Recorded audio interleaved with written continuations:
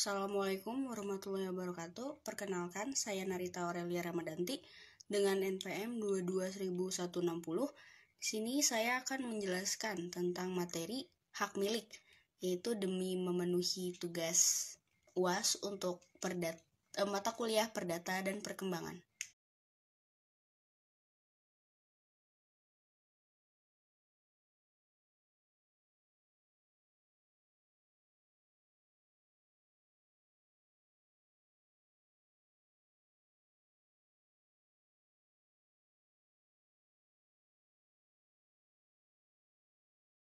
Nah, yang pertama itu ada definisi dari hak milik. Hak milik adalah salah satu jenis hak yang diatur dalam hukum perdata.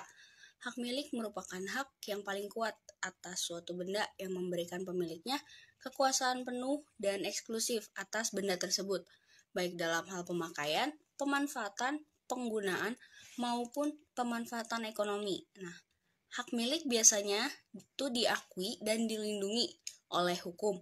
Jika seseorang melanggar hak milik Anda memiliki hak untuk mengajukan gugatan hukum untuk mendapatkan pemulihan hak milik dan mungkin juga ganti rugi. Nah, yang kedua itu ada hak milik sebagai hak absolut. Nah, hak milik itu memberikan kekuasaan yang bersifat absolut kepada pemiliknya.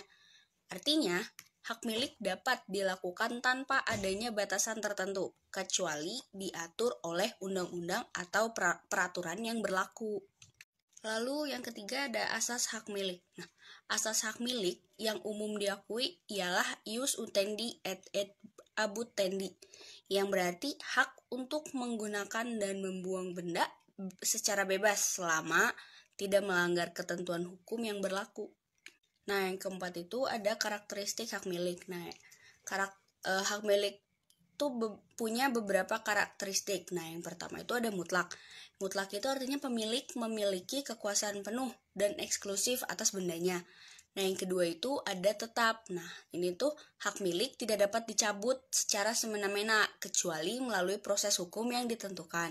Nah, yang ketiga itu ada mutasi. Nah, ini tuh artinya tuh hak milik dapat dialihkan kepada pihak lain melalui peralihan hak, misalnya penjualan atau harta waris. Nah, yang keempat itu ada tangible dan intangible.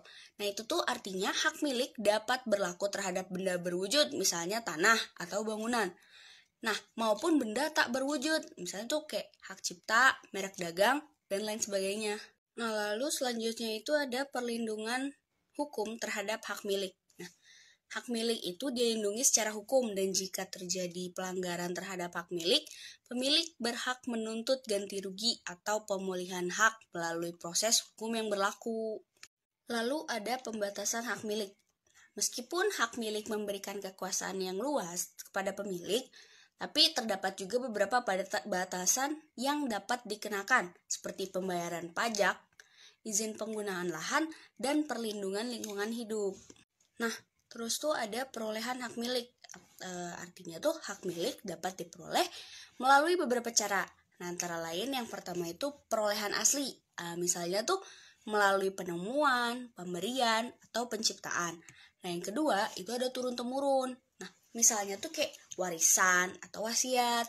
Nah, yang ketiga itu ada perolehan melalui perbuatan hukum. Nah, misalnya tuh kayak pemberian hadiah, atau pemberi jaminan fidusial.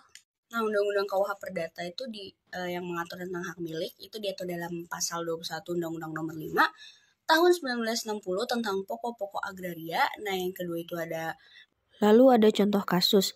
Nah, contohnya seperti pengambil alihan tanah oleh pemerintah. Pemerintah dapat mengambil alih tanah milik individu atau perusahaan untuk kepentingan publik, seperti pembangunan jalan, pembangunan infrastruktur, atau proyek-proyek penting lainnya. Dalam hal ini, pemilik tanah harus mendapatkan kompensasi yang adil sesuai dengan undang-undang yang berlaku. Lalu ada kesimpulannya. Nah, kesimpulannya itu ialah hak milik adalah hak yang melekat pada seseorang atau entitas untuk memiliki, menggunakan, dan mengendalikan suatu properti atau aset. Sekian yang bisa saya sampaikan. Kurang lebihnya mohon maaf. Wabillahi taufiq wal hidayah. Wassalamualaikum warahmatullahi wabarakatuh.